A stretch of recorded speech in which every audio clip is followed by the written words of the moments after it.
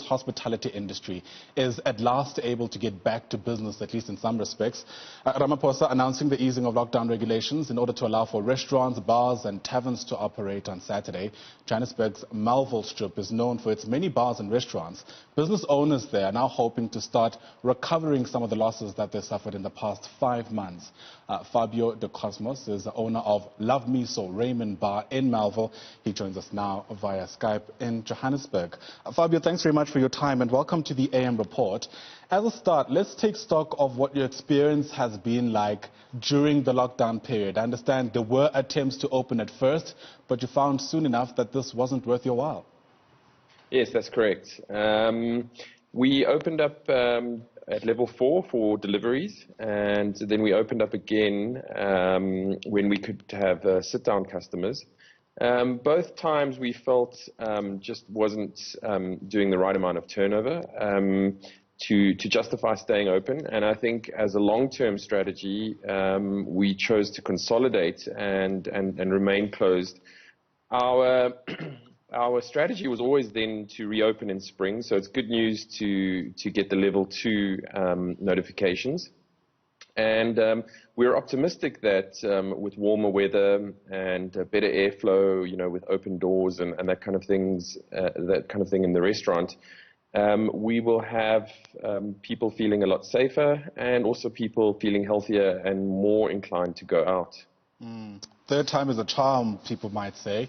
I do wonder, though, whether you think there's a substantial change that might, make a difference to how you work.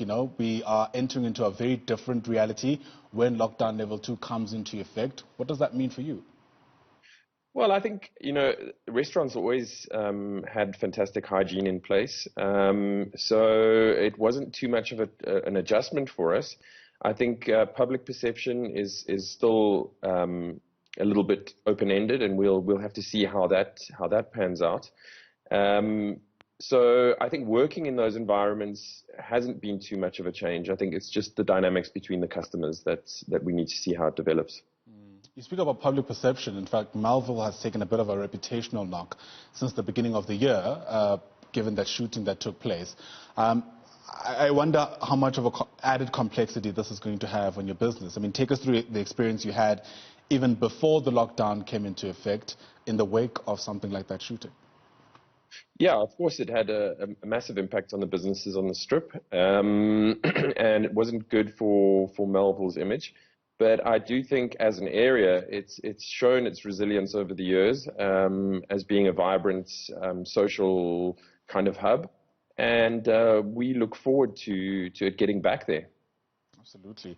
As we speak about that, many restaurants are coming back, in some respects, a version of their previous selves, for lack of a better term.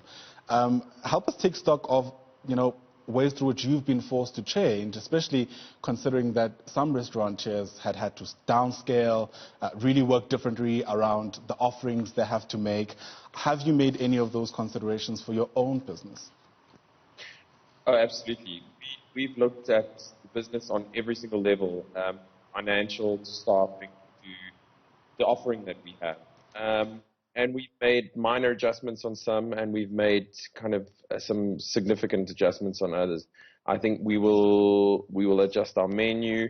We will adjust how many staff we have for service, and we will continue to look at these things. On the financial side, we've looked at massive cost-cutting elements. And we've looked at adding other products like frozen foods and grocery store items, and maybe like hampers for people who are interested in cooking Asian food at home. Of course, consumer spend is a big consideration to make, given just how bad everyone's been hit by the economic fallout of COVID-19. But do you have any other long-standing concerns as you brace to open again from tomorrow, I assume?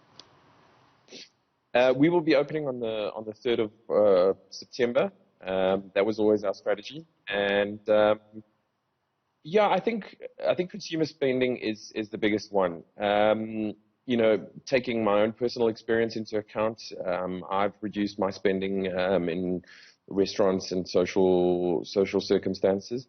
But hopefully, slowly, and the kind of measures we've taken to reduce our costs and to be more sustainable will, see us through in the long run. And, and slowly, consumer spending will get back up to where it was.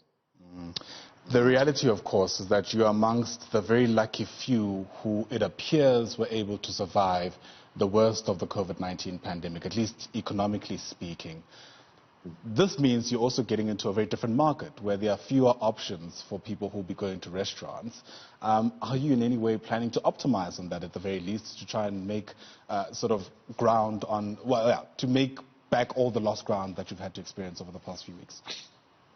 Yeah, of course, that's definitely a consideration.